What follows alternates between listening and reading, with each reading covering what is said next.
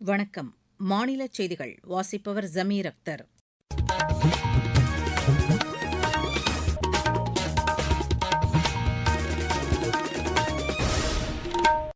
தலைப்புச் செய்திகள். குடியரசு துணைத் தலைவர் திரு சி.பி. ராதாகிருஷ்ணன் திருப்பூர், கோவை மாவட்டங்களில் பல்வேறு நிகழ்ச்சிகளில் பங்கேற்பதற்காக இன்று தமிழகம் வருகிறார். நாடாளுமன்ற கூட்டத்தொடரில் இடையூறை ஏற்படுத்த மாணவர்களை அரசியல் கருவிகளாக திரு ராகுல்காந்தி பயன்படுத்துவதாக மத்திய அமைச்சர் திரு தர்மேந்திர பிரதான் குற்றம் சாட்டியுள்ளார். போதைப்பொருள் இல்லாத தமிழகத்தை உருவாக்க வேண்டும் என்ற உறுதியுடன் அரசு செயல்படுவதாக மாநில அமைச்சர் திரு விக்னேஷ் தெரிவித்துள்ளார். பொதுமக்களுக்கு ஆவின் பால் தட்டுப்பாடின்றி கிடைப்பதை அரசு உறுதி செய்ய வேண்டும் என்று பிஜேபி மாநில தலைவர் திரு நயினார் நாகேந்திரன் வலியுறுத்தியுள்ளார். உலகக்கோப்பை ஹாக்கிப் போட்டியில் பங்கேற்க உள்ள இந்திய ஆடவர் அணி அறிவிக்கப்பட்டுள்ளது. இனி விரிவான செய்திகள். குடியரசு துணைத் தலைவர் திரு சி.பி. ராதாகிருஷ்ணன் இன்று தமிழகம் வருகிறார். கோவையில் உள்ள தனியார் செவிலியர் கல்லூரி திறப்பு விழாவில் அவர் கலந்து கொள்கிறார். திருப்பூர் மாவட்டம் அவிநாசியில் உள்ள அவிநாசி லிங்கேஸ்வரர் கோவிலுக்கும் திரு சி.பி. ராதாகிருஷ்ணன் செல்ல இருப்பதாக எமது செய்தியாளர் தெரிவிக்கிறார். நாடாளுமன்ற மழைக்கால கூட்டத்தொடரின்போது இடையூறை ஏற்படுத்த மாணவர்களை அரசியல் கருவிகளாக எதிர்க்கட்சித் தலைவர் திரு ராகுல்காந்தி பயன்படுத்துவதாக மத்திய கல்வி அமைச்சர் திரு தர்மேந்திர பிரதான் குற்றம் சாட்டியுள்ளார். இது தொடர்பாக சமூக வலைதளத்தில் பதிவிட்டுள்ள அவர், பிரதமர் வீட்டிற்கு வெளியே திரு ராகுல்காந்தியும் காங்கிரஸ் கட்சியைச் சேர்ந்தவர்களும் போராட்டத்தில் ஈடுபட்டு பொதுமக்களுக்கு சிரமங்களை ஏற்படுத்தியதாக கூறியுள்ளார். மேலும் பாதுகாப்பு விதிமுறைகளை மதிக்காமல் அவர்கள் நடந்து கொண்டதாகவும் அவர் தெரிவித்துள்ளார். நீட் விவகாரம் தொடர்பாக விவாதம் நடத்துவதற்கு அரசு தயாராக உள்ளது என்பதை தெரிவித்த பின்னரும் ஜனநாயக முறையில் விவாதம் நடத்துவதற்கு பதிலாக காங்கிரஸ் கட்சி இந்த பிரச்சினையை அரசியலாக்கி வருகிறது என்று திரு தர்மேந்திர பிரதான் குற்றம் சாட்டியுள்ளார். மாணவர்களை அரசியல் காரணங்களுக்காக பயன்படுத்துவதாக பிஜேபி தலைவர் திரு நிதின் நபீனும் குறை கூறியுள்ளார். இதனிடையே புதுதில்லியில் நேற்று ஆர்ப்பாட்டத்தில் ஈடுபட்ட மக்களவை எதிர்க்கட்சித் தலைவர் திரு ராகுல்காந்தி, நாடாளுமன்ற உறுப்பினர் திருமதி பிரியங்கா காந்தி உள்ளிட்ட காங்கிரஸ் கட்சியினர் காவல்துறையினரால் கைது செய்யப்பட்டு பின்னர் விடுவிக்கப்பட்டனர். போதைப்பொருள் இல்லாத தமிழகத்தை உருவாக்க வேண்டும் என்ற உறுதியுடன் அரசு செயல்படுவதாக மாநில அமைச்சர் திரு விக்னேஷ் தெரிவித்துள்ளார். கோவையில் மாவட்ட ஆட்சியர் மற்றும் காவல்துறை உயர் அதிகாரிகளுடன் நேற்று ஆலோசனை நடத்திய பின்னர் செய்தியாளர்களிடம் அவர் பேசினார்.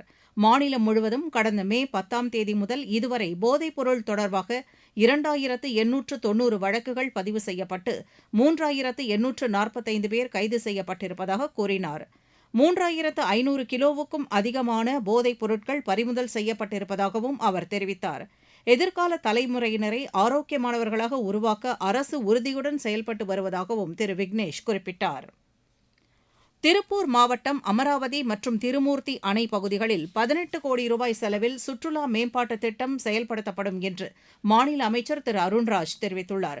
உடுமலையில் உள்ள திருமூர்த்தி அணை பகுதியில் ஆய்வு செய்த பின்னர் செய்தியாளர்களிடம் பேசிய அவர், சுற்றுலா பயணிகளை கவரும் வகையில் அணைகளை ஒட்டியுள்ள பகுதிகளில் மேம்பாட்டுப் பணிகள் விரைவில் தொடங்கப்படும் என்று கூறினார்.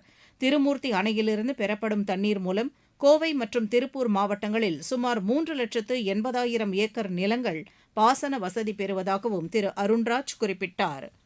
நீங்கள் கேட்டுக்கொண்டிருப்பது மாநில செய்தி அறிக்கை. ஊரக வளர்ச்சிக்கான புதிய அத்தியாயம். வளர்ச்சியடைந்த இந்தியாவிற்கான ஊரக வேலைவாய்ப்பு உறுதி மற்றும் வாழ்வாதார சட்டம் செயல்பாட்டிற்கு வந்துள்ளது. இந்த சட்டம் வருடத்திற்கு 125 நாட்கள் வேலையை உறுதி செய்கிறது. இதில் வாரந்தோறும் ஊதியம் வழங்கப்படுவது கட்டாயமாக்கப்பட்டுள்ளது. நாள்தோறும் குறைந்தபட்சம் 300 ரூபாய் ஊதியத்தை இந்த சட்டம் உறுதி செய்கிறது. பணி முடிந்த 15 நாட்களுக்குள் ஊதியம் வழங்குவதை உறுதி செய்வதற்கான அம்சங்களும் இதில் இடம்பெற்றுள்ளன. ஊதியம் காலதாமதமாக வழங்கப்பட்டால் அதற்கான இழப்பீட்டுத் தொகைக்கும் இதில் வகை செய்யப்பட்டுள்ளது. வளர்ச்சியடைந்த இந்தியாவிற்கான பயணத்தில் மோடி அரசு தொடரும் சீர்திருத்த நடவடிக்கைகள். பொதுமக்களுக்கு ஆவின் பால் தட்டுப்பாடின்றி கிடைப்பதை தமிழக அரசு உறுதி செய்ய வேண்டும் என்று பிஜேபி மாநில தலைவர் திரு நயினார் நாகேந்திரன் வலியுறுத்தியுள்ளார். இது தொடர்பாக சமூக வலைதளத்தில் பதிவிட்டுள்ள அவர், சென்னை உட்பட பல்வேறு மாவட்டங்களிலும் கடந்த சில நாட்களாக ஆவின் பால் விநியோகம் குறைந்து தட்டுப்பாடு ஏற்பட்டுள்ளதாக வெளியாகியுள்ள செய்தி கவலை அளிப்பதாக உள்ளது என்று குறிப்பிட்டுள்ளார். பால் உற்பத்தியாளர்களுக்கான கொள்முதல் விலையை ஆவின் நிறுவனம் குறைவாக வழங்குவதே இந்த தட்டுப்பாடுகளுக்கு காரணம் என்றும் அதனை உயர்த்தி வழங்க மாநில அரசு நடவடிக்கை எடுக்க வேண்டும் என்றும் திரு நயினார் நாகேந்திரன் கேட்டுக் கொண்டுள்ளார். தமிழகத்தில் உள்ள கோவில்களில் பக்தர்களுக்கு தேவையான குடிநீர் உள்ளிட்ட அடிப்படை வசதிகளை மாநில அரசு முறையாக செய்து தர வேண்டும் என்று தேமுதிக பொதுச் செயலாளர் திருமதி பிரேமலதா விஜயகாந்த் கேட்டுக் கொண்டுள்ளார். திருத்தணி முருகன் கோவிலில் சுவாமி தரிசனம் செய்த பின்னர் செய்தியாளர்களிடம் பேசிய அவர், பழனி கோவில் நில மோசடி தொடர்பான வழக்கில் தவறு செய்தவர்கள் மீது உரிய நடவடிக்கை எடுக்க வேண்டும் என்று கூறினார். ஆடிப்பெருக்கு விழாவை முன்னிட்டு தருமபுரி மாவட்டம் ஒகேனக்கலில் பல்வேறு முன்னேற்பாடுகள் செய்யப்பட்டு வருகின்றன. அடுத்த மாதம் 2ஆம் தேதி முதல் 4ஆம் தேதி வரை 3 நாட்கள் அரசு விழாவாக ஆடிப்பெருக்கு கொண்டாடப்பட இருப்பதாக எமது செய்தியாளர் தெரிவிக்கிறார். ஆண்டுதோறும் தருமபுரி மாவட்டம் ஒகேனக்கலில் ஆடிப்பெருக்கு விழா அரசு விழாவாக 3 நாட்கள் நடைபெறுவது வழக்கம். இந்த ஆண்டும் ஆகஸ்ட் மாதம் 2ஆம் தேதி தொடங்கி ஆகஸ்ட் மாதம் 4ஆம் தேதி வரை 3 நாட்கள் ஆடிப்பெருக்கு விழா அரசு விழாவாக ஒகேனக்கலில் நடைபெற உள்ளது. இதற்கான பல்வேறு முன்னேற்பாடு பணிகளை மாவட்ட நிர்வாகம் மேற்கொண்டு வருகிறது.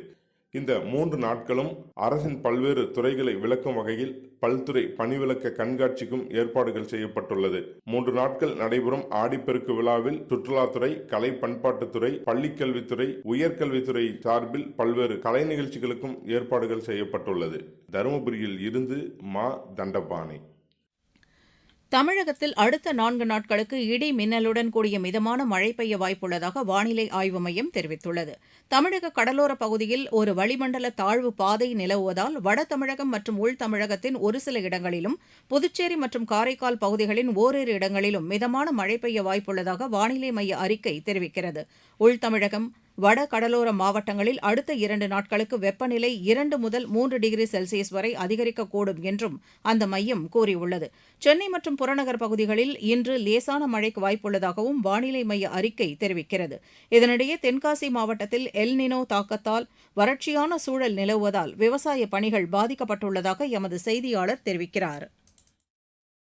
தென்காசி மாவட்டம் மேற்கு தொடர்ச்சி மலை அடிவார பகுதியில் அமைந்துள்ள மாவட்டமாகும். இங்கு அடவினார் அணை, குண்டார் அணை, கருப்பாநதி அணை, ராமநதி அணை, கடனாநதி அணை உள்ளிட்ட 5 அணைகள் கொண்ட மாவட்டம் என்பதால் விவசாயம் பிரதான தொழிலாக மேற்கொள்ளப்பட்டு வருகின்றன. இந்த நிலையில் இந்திய வானிலை மையம் அறிவித்துள்ள எல்னினோ காரணமாக வெப்ப அலை என்பது மாவட்டத்தில் தொடர்ந்து அதிகரித்து காணப்படுகிறது. இதன் காரணமாக பல்லாயிரக்கணக்கான ஏக்கர் விளைநிலங்கள் தரிசாக கிடக்கக்கூடிய சூழல் ஏற்பட்டுள்ளது. மேலும் ராமநதி அணை மற்றும் கடனாநதி அணைகளிலிருந்து கார்பருவ சாகுபடிக்காக தண்ணீர் திறக்கப்பட்டுள்ள நிலையில் முதற்கட்டமாக விவசாயிகள் பணிகளை மேற்கொண்டு வருகின்றனர். தென்காசி மாவட்டத்திலிருந்து செந்தில்.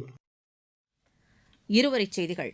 அணு ஆயுத திட்டங்களை தொடங்க முயற்சித்தால் ஈரான் மீது சக்தி வாய்ந்த தாக்குதல்கள் நடத்தப்படும் என்று அமெரிக்க அதிபர் டொனால்டு ட்ரம்ப் எச்சரித்துள்ளார். யுக்ரைன் ராணுவ தலைமை தளபதி பதவியிலிருந்து அலெக்சாண்டர் சிரிஸ்கியை அதிபர் விளாடிமிர் ஜெலன்ஸ்கி நீக்கியுள்ளார். கரீஃப் பருவத்தில் விதைப்பு, பருவமழை, உரங்கள் மற்றும் விதைகள் கையிருப்பு, எல்னினோ பாதிப்பு குறித்து மத்திய வேளாண் துறை அமைச்சர் திரு சிவராஜ் சிங் சௌஹான் நேற்று ஆய்வு மேற்கொண்டார். வெளியுறவுத்துறை அமைச்சர் டாக்டர் ஜெய்சங்கர் 2 நாள் பயணமாக இன்று பிலிப்பைன்ஸ் தலைநகர் மணிலா செல்கிறார். நீலகிரி மாவட்டம் குன்னூரில் உள்ள தேயிலை தொழிற்சாலையில் மாநில அமைச்சர் திரு மதன்ராஜா நேற்று ஆய்வு மேற்கொண்டார். ராணிப்பேட்டை மாவட்டம் அரக்கோணத்தில் 1,85,00,000 ரூபாய் மதிப்பீட்டிலான நலத்திட்ட உதவிகளை மாநில கூட்டுறவுத்துறை அமைச்சர் திரு காந்திராஜ் நேற்று வழங்கினார்.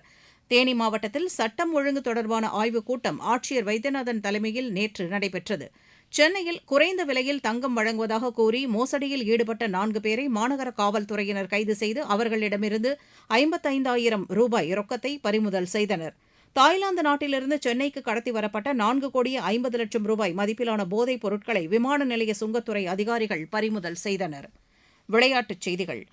உலகக்கோப்பை ஹாக்கிப் போட்டியில் பங்கேற்க உள்ள இந்திய ஆடவர் அணி அறிவிக்கப்பட்டுள்ளது. பெல்ஜியம் மற்றும் நெதர்லாந்தில் அடுத்த மாதம் 15ஆம் தேதி முதல் 30ஆம் தேதி வரை இப்போட்டி நடைபெறவுள்ளது. ஹர்மன்பிரீத் சிங் தலைமையிலான 20 பேர் கொண்ட அணியில் மன்பிரீத் சிங், கோல் கீப்பர்கள் மோஹித், சூரஜ் கர்கேரா, ஜெர்மன்பிரீத் சிங், அமித் ரோஹிதாஸ் உள்ளிட்டோர் இடம்பெற்றுள்ளனர். சீன ஓபன் பேட்மிண்டன் போட்டியின் மகளிர் ஒற்றையர் பிரிவில் இந்தியாவின் PV சிந்து சக வீராங்கனை உனாட்டி ஹூடாவை இன்று எதிர்கொள்கிறார். மீண்டும் தலைப்புச் செய்திகள். குடியரசு துணைத் தலைவர் திரு CP ராதாகிருஷ்ணன் திருப்பூர், கோவை மாவட்டங்களில் பல்வேறு நிகழ்ச்சிகளில் பங்கேற்பதற்காக இன்று தமிழகம் வருகிறார். நாடாளுமன்ற கூட்டத்தொடரில் இடையூறை ஏற்படுத்த மாணவர்களை அரசியல் கருவிகளாக திரு ராகுல்காந்தி பயன்படுத்துவதாக மத்திய அமைச்சர் திரு தர்மேந்திர பிரதான் குற்றம் சாட்டியுள்ளார். போதைப்பொருள் இல்லாத தமிழகத்தை உருவாக்க வேண்டும் என்ற உறுதியுடன் அரசு செயல்படுவதாக மாநில அமைச்சர் திரு விக்னேஷ் தெரிவித்துள்ளார். பொதுமக்களுக்கு ஆவின் பால் தட்டுப்பாடின்றி கிடைப்பதை அரசு உறுதி செய்ய வேண்டும் என்று பிஜேபி மாநில தலைவர் திரு நயினார் நாகேந்திரன் வலியுறுத்தியுள்ளார். உலகக்கோப்பை ஹாக்கி போட்டியில் பங்கேற்க உள்ள இந்திய ஆடவர் அணி அறிவிக்கப்பட்டுள்ளது. இத்துடன் இந்த செய்தி அறிக்கை நிறைவு பெற்றது.